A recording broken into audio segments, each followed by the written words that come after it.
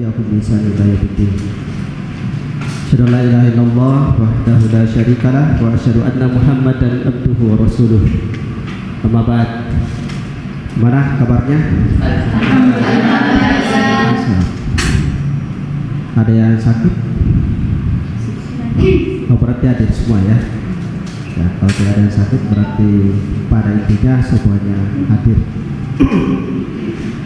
Oke, nanti kita karena semuanya hadir, tinggal saya isi nanti absen secara online ya, seperti itu. Baiklah, pada kesempatan hari ini sebelum kita praktek ya, saya akan menguatkan kembali ada 8 kompetensi dasar dalam mengajar.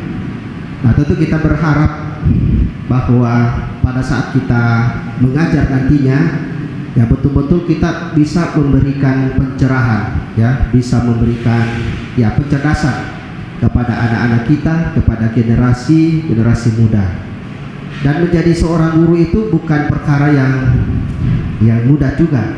Tetapi di balik itu adalah menjadi seorang guru itu adalah pekerjaan yang mulia. Jadi di balik itu ada sesuatu hal yang sifatnya sangat bermakna, sangat bermanfaat, baik dalam konteks kehidupan dunia, terlebih lagi kehidupan akhirat. Nah, ini kita tanamkan, mudah-mudahan nantinya teman-teman semuanya bisa menjadi guru yang profesional ya. Tetapi sebelum praktek, karena ini saya sudah memberikan penjelasan di pertemuan sebelumnya ya, hari ini saya mengingatkan kembali bahwa pada saat kita mengajar nantinya ini kita harus praktekkan ya. Pertama adalah bagaimana kita membuka dan menutup pelajaran. Itu keterampilan pertama. Jadi pada saat kita mengajar ya tentu kita ya membuka pelajaran kita dengan baik. Nah, itu selalu kita mengawali dengan mengecek ya, kita cek kehadirannya, apakah ruangan ini bagus, layak nggak dipakai untuk belajar. Kalau hari ini kan layak ya, ya cocok lah, bisa dipakai. Tapi jangan tidur ya, karena kalau biasanya ruang seperti ini kita biasanya terlena ya. Tapi kita berharap nah ini kita bisa maksimalkan. Terus yang sangat penting juga pada saat kita mengajar itu adalah memotivasi ya, kita motivasi peserta didik kita, karena mereka datang itu dengan ya background yang berbeda-beda. Maka ada orang yang pergi sekolah. Kenapa Anda pergi sekolah? Supaya dapat uang jajan. Ada pergi sekolah supaya tidak dibilang pengangguran ya. Jadi ada memang orang pergi ke sekolah dengan niatnya karena ingin meraih impiannya, ingin meraih cita-citanya. Jadi itu ya. Jadi kalau orang seperti datang ke sekolah itu tidak terlalu berat seorang guru. Tapi kalau yang seperti yang pertama saya sampaikan, itu kerja keras guru. Makanya pada di saat kita memulai atau pada saat kita membuka pelajaran, kita motivasi. Ya, kita bisa mengambil kisah atau mengambil dari mahfuzat ya, di antara misalnya manjadda wajada. Siapa yang bersungguh-sungguh maka dia akan sukses, dia akan berhasil. Di akhir ya, di sini selain kita membuka, itu juga nanti kita menutup. Ya, menutup biasanya kita ya memberikan penguatan ya atau evaluasi secara sederhana pada saat kita menutup ya. Jadi nanti kalau Anda mengajar ya, pada saat Anda tutup nantinya Anda mau tes kemampuannya atau misalnya kita ingatkan tugasnya, itu ya pada saat kita mengajar seperti itu ya. Jadi intinya pada saat kita membuka dan menutup ya, itu kita harus punya keterampilan juga di aspek itu. Terus selain itu adalah keterampilan dalam menjelaskan. Nah, ini poin kedua. Bagaimana kita menjelaskan dengan sistematis. Jadi materi kita ya mulai dari langkah pertama sampai langkah seterusnya ya, sampai terakhir ya, kita harus memberikan penjelasan secara jelas ya. Bahasa yang kita gunakan adalah bisa dimengerti atau bisa dipahami oleh peserta didik. Kalau kita misalnya bahasa yang terlalu tinggi tidak bisa dicerna atau bahasa sehari kita tidak bisa dipahami dengan baik, nanti yang kesusahan, yang kesulitan adalah peserta didik kita. Nah, itulah pentingnya kita nanti bahwa pada saat kita menjelaskan materi kita betul-betul memberikan penjelasan secara jelas ya, baik itu dari termasuk diantaranya adalah ucapan kita, kata-kata kita ya, itu harus jelas bahwa yang kita jelaskan itu betul-betul peserta didik kita bisa mendengarkan dengan baik dan bisa memahami dengan baik. Kalau itu adalah orientasi praktek nantinya, ya mereka mampu mempraktekkan. Ya ini ya. Jadi perlu nanti ya kita betul-betul memberikan penguatan penjelasan, sekalipun karena ini micro teaching bukan real teaching. Kalau di sekolah ya biasanya itu sudah jelas 45 menit ya, satu kali pertemuan, atau biasanya kalau 2 kali 2 jam pelajaran berarti 1 jam lebih lah. Tapi kalau di sini kita terbatas ya sekitar 7 sampai 15 menit ya. Jadi kita betul-betul menggunakan waktu kita sebentar, sekitar 7 sampai 15 menit mengajar di ruangan ini ya dengan maksimal. Ya, kita berharap begitu. Terus selanjutnya tidak boleh juga kita abaikan adalah variasi. Nah, variasi bisa dengan gerakan. Misalnya teman-teman kalau mengajar ya Anda mau pindah ke sini ya. Ini variasi dengan berpindah tempat ya. Kalau misalnya di sana mungkin kalau di sana bosan ya yang dekat sana, pindah lagi di sini. Ya itu ya. Jadi kita variasi dengan berpindah. Bisa juga variasi dengan tangan kita ya, berputar ya misalnya gitu. Kalau kita mengatakan besar ya gerakannya seperti ini besar ya. Kalau kita katakan kecil ya begini. Dan Anda katakan besar baru Anda begini. Itu tidak sesuai ya. Nah, itu jadi kita betul-betul bahwa pada saat variasi ini ya kita mampu ya bahwa peserta didik kita ini lebih fokus, bisa memperhatikan dengan baik apa yang kita sampaikan. Itu dari segi gerakan. Bisa kita memvariasikan dengan suara. Ya, ada suara yang kalau dia adalah bentuknya tekanan, suaranya naik tinggi. Ya, kalau itu adalah poin-poin penting yang mau kita sampaikan dan itu adalah merupakan penekanan terhadap materi kita, ya suara kita boleh naik. Tauhid, naik lagi suaranya. Tapi kalau misalnya yang sifatnya bukan penekanan, boleh rata atau mungkin turun lagi. Jadi kita bisa memvariasikan suara kita seperti itu sebentar ya. Ya, ini nanti sesuai dengan, karena nanti teman-teman mengajar sesuai dengan silabusnya, RPP-nya di situ. Jadi ya, coba nanti memberikan uraian di situ atau variasi. Tapi ingat waktunya terbatas, dari variasi juga ya tentu kita menyesuaikan ya. Terus selain itu ya seperti juga saya sampaikan sebelumnya di dalam proses pengantar dalam micro teaching itu, bahwa pada saat kita mengajar ya kita betul-betul memperhatikan peserta didik kita. Jangan sampai kita membelakangi, atau misalnya ngajar sana yang dididik dia aja ya, siswanya ada di sini ya, nah, ada di sana.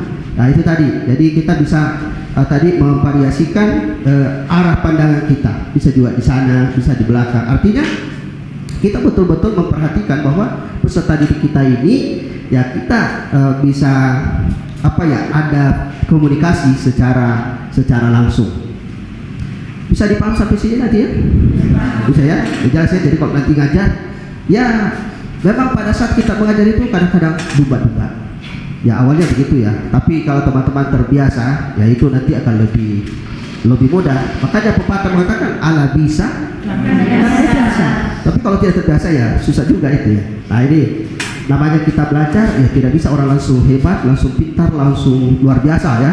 Tapi dengan latihan, dengan belajar, insya Allah kita bisa dan kita sanggup.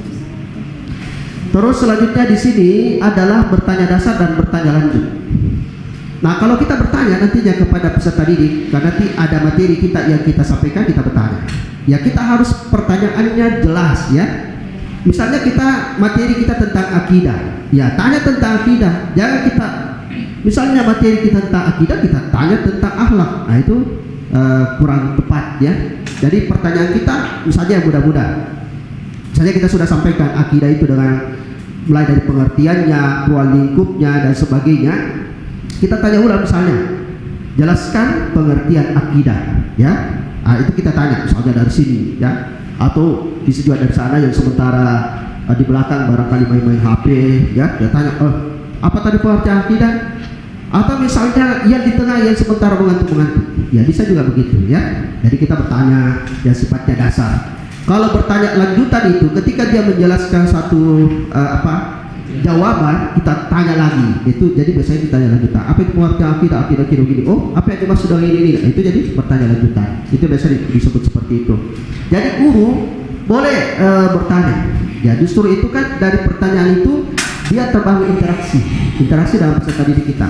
Jangan gurunya segala sibuk terus. Maksudnya pada saat dia mengajar, pokoknya tidak pernah dia sapa siswanya, tidak pernah dia tanya juga, ya pokoknya terfokus pada guru. Padahal sesungguhnya dalam proses sekarang ini pembelajaran itu adalah student centered learning ya. Jadi maksudnya terpusat pada peserta didik kita.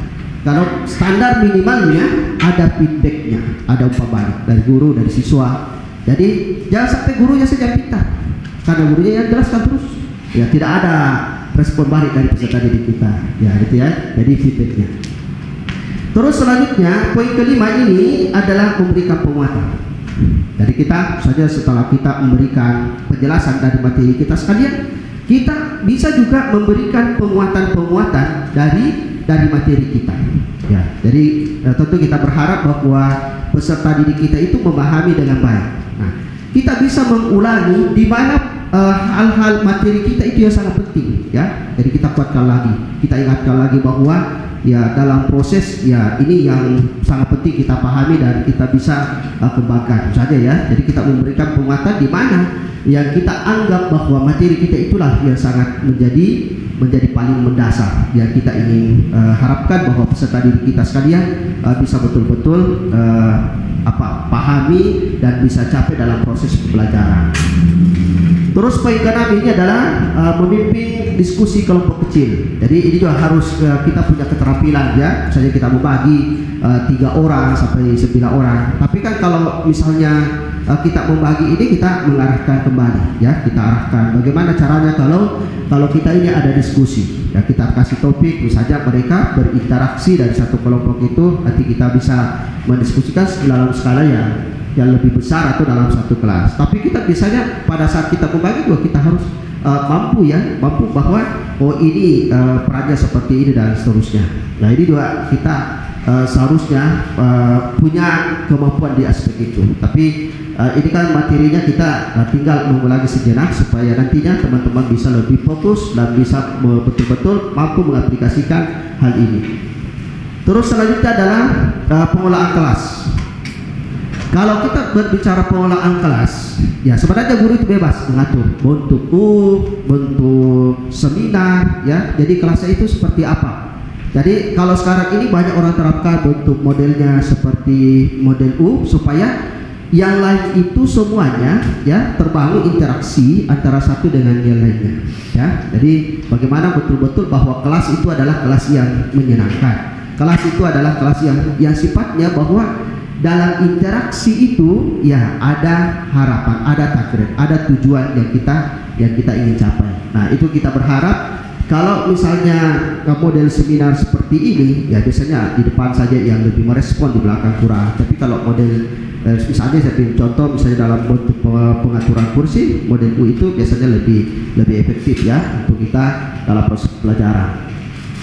Terus yang terakhir adalah mengajar kelompok kecil dan perorangan. Jadi kita memang ini selain kita mengajar kelompok kecil, itu juga kita biasanya ada penguatan-penguatan tertentu pada orang tertentu ya. Kadang di kelas itu tidak semua orang itu istilahnya tidak homogen ya, tapi di kelas itu biasanya heterogen ya, beda-beda ya. Misalnya si A lebih cepat menangkap, ini kurang. Pada siswa yang masih sangat terbatas, artinya lambat, maka disitulah kita harus melakukan ya pendekatan yang sifatnya perorangan. Ya, ini kita berharap bahwa dalam proses mengajar ya, jadi dalam proses mengajar betul-betul terbangun yang disebut dengan interaksi secara positif.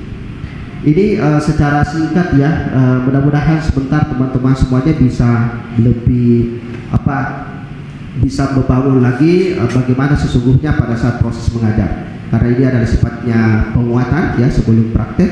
Jadi saya sifatnya juga tidak terlalu lama. Jadi saya mengulangi saja karena ini sudah dijelaskan secara rinci, secara detail pada pertemuan-pertemuan sebelumnya. Saya kira seperti itu. Terima kasih atas perhatiannya semuanya. Mudah-mudahan pokoknya harus mempersiapkan diri, siapkan mental ya dalam pada saat mengajar. Tapi pada saat mengajar itu yang sangat penting juga yang tidak kalah ini adalah penguasaan terhadap konsep kita. Kalau kita kuasai konsep itu insya Allah akan mudah ya.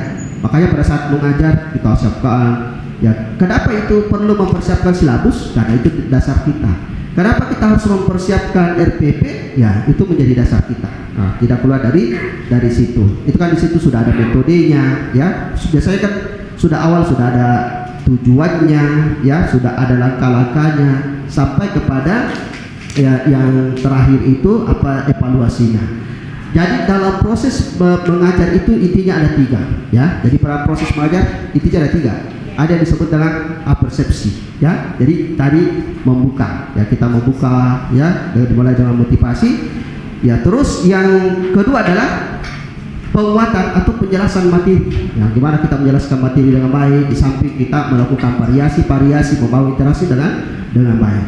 Yang terakhir adalah ya penutup. Nah, penutup biasanya ada evaluasi. Nah, itu intinya dalam proses mengajar. Ya bisa juga dari evaluasi itu ada refleksi yang kita lakukan sehingga materi itu tidak sekedar terlewatkan, tapi betul-betul kita pahami dengan baik. Saya kira itu secara singkatnya ya. Nanti sebentar akan tampil secara bergantian ya, menarasikan atau mempraktikkan bagaimana sesungguhnya mengajar dalam skala yang terbatas atau yang disebut dengan micro teaching. Saya kira cukup. Assalamualaikum warahmatullahi wabarakatuh.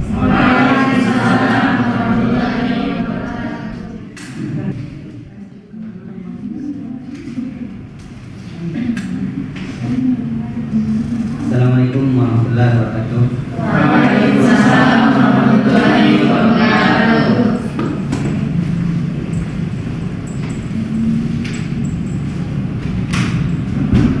Baik, bagaimana kabar jadi sekalian? Baik ya. Oke, seperti biasa sebelum kita mulai pembelajaran, saya harap teman-teman silakan naikkan semua dulu, persiapkan dirinya. Catatan. Oke, sebelum itu saya persilakan kepada ketua kelas untuk memimpin doa.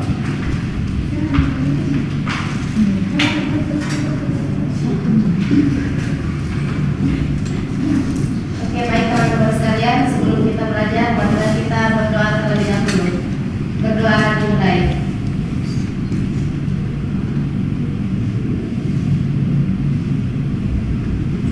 Berdoa selesai. Oke, baik.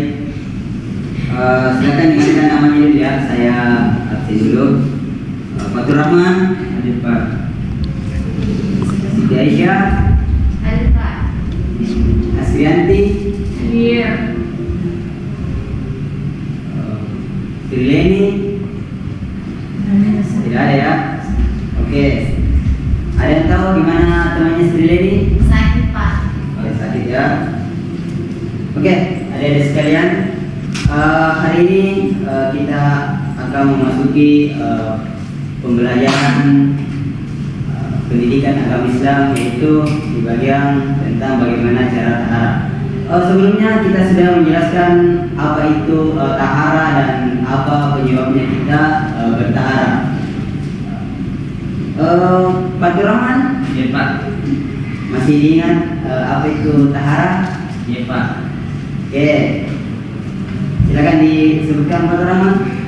Jadi tahara itu Pak artinya bersuci atau menyucikan diri kita dari hadas dan najis Pak. Oke, ya, itu ya. Bagus untuk Pak Rahman sudah bisa menangkap apa yang sudah dipelajari sebelumnya. Jadi sebelumnya kita mempelajari tentang tahara dan bagaimana itu kita bisa bertahara ya atau bersuci. Oke, saat ini kita akan masuk pada pembelajaran bagaimana tata cara tahara ya.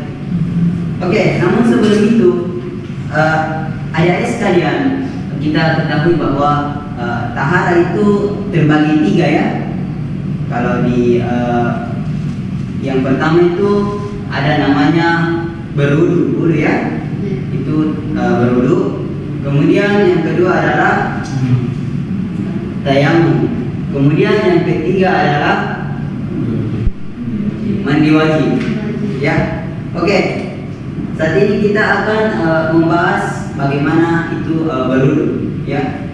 Jadi sebagaimana dijelaskan ya di dalam Quran surah Al-Maidah ayat 6 itu bahwa ya ayyuhalladzina amanu idza qumtum ila sholati faghsilu wujuhakum wa aydiyakum ilal marafiqi wamsahu bi ru'usikum wa arjulakum ilal ka'bayn wa in kuntum junuban fattahharu wa in kuntum marda aw ala safarin aw jaa ahadun minkum minal ghaiti aw lamastumun nisa falam tajidu ma'an fatayammamu sa'idan thayyiban famsihu bi wujuhikum wa aydiyakum mimma yuridullahu liyaj'ala 'alaikum min.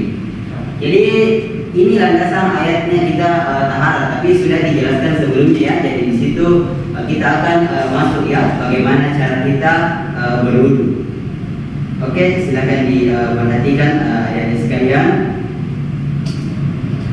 Oke, yang pertama ya, kalau kita berwudu, yaitu sebelum kita berwudu kita pertama membaca basmalah ya. Kita namun sebelumnya kita berniat terlebih dahulu. Kalau niat itu adik-adik sekalian, kalau kita niat itu tidak perlu dilapaskan ya.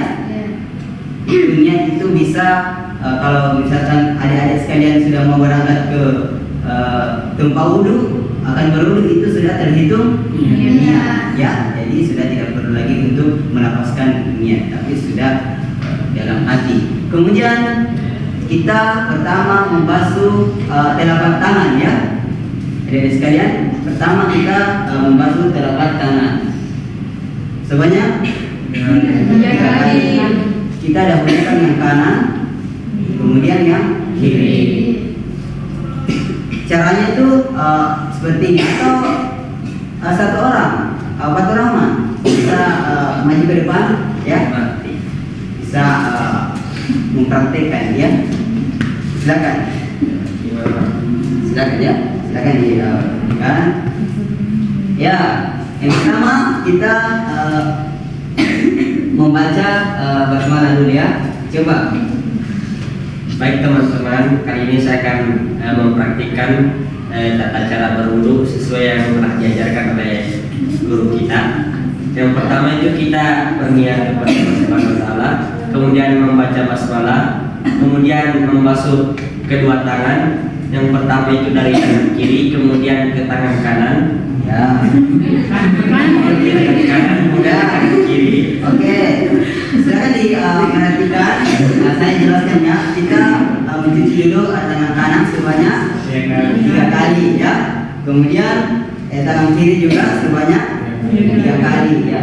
Setelah itu kita bisa kita berkumur ya. Kita berkumur sebanyak 3 kali sambil istinsyak. Namun istinsyak itu kasih masuk air ke dalam hidung. Ya, itu bisa. Ya, kalian bisa diperhatikan ya 3 kali. Jadi teman-teman kemudian Kan langsung saja diperhatikan. Ya, kita mengambil air, kumur-kumur, kemudian kita masukkan. ya caranya seperti ini ya. Ya, 3 kali ya. Kemudian selanjutnya kita membasuh wajah 3 kali ya. Adik-adik sekalian perlu bedakan yang muka dengan wajah itu berbeda ya. Kalau muka itu yang nampak depan saja ya, tapi kalau wajah itu seluruhnya dikenal. Kalau misalkan adik-adik sekalian sudah punya jenggot, istilahnya sebanyak 3 kali ya. Coba. Jadi contohnya seperti ini contoh. Kita sampai batas rambut yang ada di samping. Ya, 3 kali. Kemudian selanjutnya kita membasuh kedua tangan sampai siku ya sebanyak 3 kali. Kita dahulukan yang kanan ya. Coba. Patur. Ini teman-teman. Ya, Di siku. saya perlihatkan dulu ya. Ini 3 kali. Yang kedua 1, 2 ya. Kemudian 3 kali. kemudian balas seperti itu ya, 3 kali kemudian berdiri. Oke, selanjutnya kita mengusap kepala 1 kali dengan cara menjalankan kedua tangan ya. Itu coba mulai dari ujung kepala ya sampai ke belakang. Contoh seperti ini ya. Kan, kita ambil air, kemudian kita percikan ya. Dan kita satu ke belakang. Seperti ini ya. Kemudian ke depan, kemudian kita ya seperti itu. Ya, itu sebanyak 1 kali ya. Oke, selanjutnya membasuh kedua kaki beserta kedua mata kaki. Jadi kalau misalkan itu kaki itu sampai di mata kaki sebanyak 3 kali. Kita tak melukan yang kanan. Oke, Bu Prima? Oke. Ya, setelah itu kita membaca doa setelah ya, silakan deh. Bagaimana lapasnya? Sudah dipelajari di pertemuan sebelumnya kan? Asyhadu an la ilaha illallah. Oke, asyhadu anna Muhammadan abduhu wa rasuluh. Oke, itu saja. Ya, beri tepuk tangan dulu untuk saudara-saudara.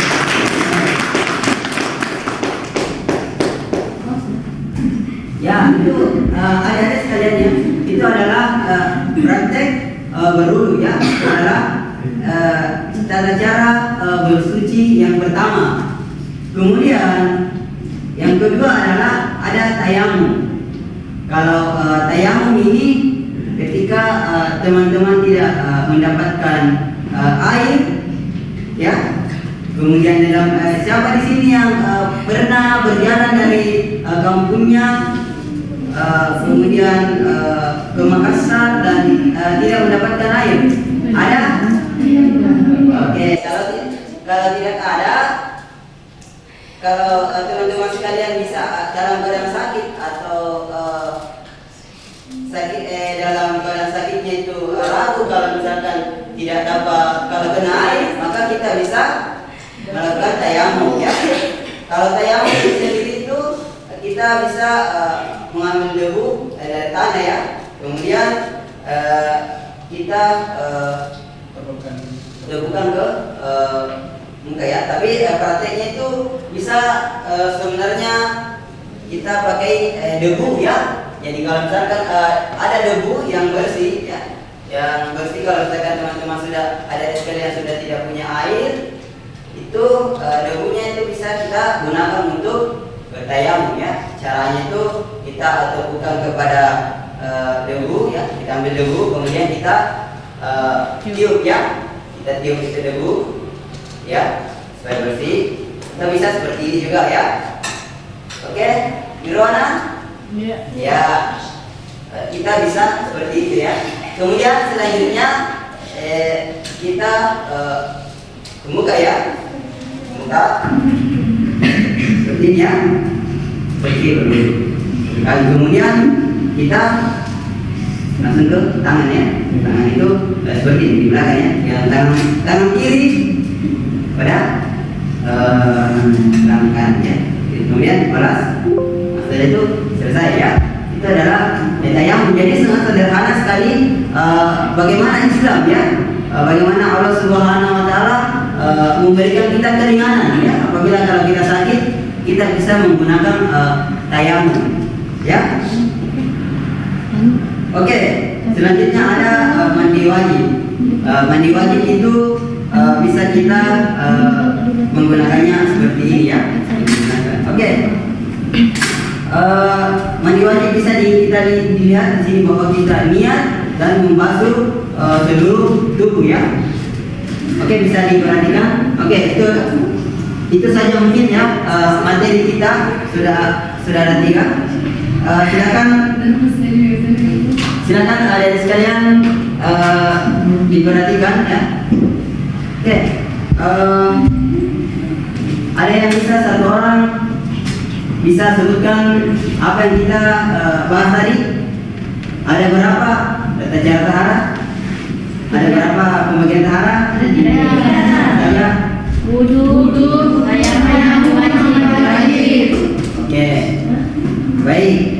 tepuk tangan dulu untuk teman-teman sekalian. Ya, cukup sekian ya pembelajaran kita kali ini. Pekan depan kita akan membahas mengenai ibadah ya. Saja mungkin pembahasan kita. Cukup sekian, saya akhiri dengan ucapan tetap semangat ya dalam belajar. Bila bisa dilihat, wassalamualaikum khairat. Assalamualaikum warahmatullahi wabarakatuh. Waalaikumsalam warahmatullahi wabarakatuh.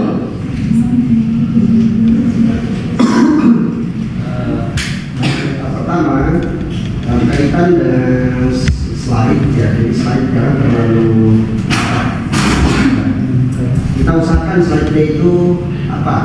Slide-nya bisa betul-betul poin kekuatannya dan poinnya itu. Jadi pada saat kita mengajar slide-nya terbaca dan tidak kampung kayak tadi. Jadi nanti pada saat betul-betul kita ajar nantinya, jadi slide kita itu bisa terbaca oleh peserta didik kita dengan baik. Terus yang kedua, pada saat kita mengajar, ya kita berupaya menghindari kata-kata sela, ya itu ya. Jadi kita berupaya menghindari itu. Jangan sampai siswa kita itu, oh berapa kali, berapa kali, berapa kali ya. Gitu ya. Jadi itu hal-hal yang sifatnya dalam proses pembelajaran yang perlu juga kita perhatikan supaya nanti mengajar bisa lebih baik, bisa lebih maksimal nanti ya. Nah, terus selanjutnya penggunaan media. Jadi tadi medianya harus lebih pada saat mengajar bisa jadi tayamum, dan itu perlu harus matching apa yang mau dipraktikkan siswa dengan apa yang ada di layar seperti itu. Jadi ini harapan kita nantinya bahwa memang ini sifatnya micro teaching, tapi pada saat kita mengajar di sekolah itu memang betul-betul kita harus praktikkan pada saat kita mengajar seperti itu ya. Oke, aplaus dulu untuk baik, kita ya bisa satu orang lagi. Ya, Aisyah.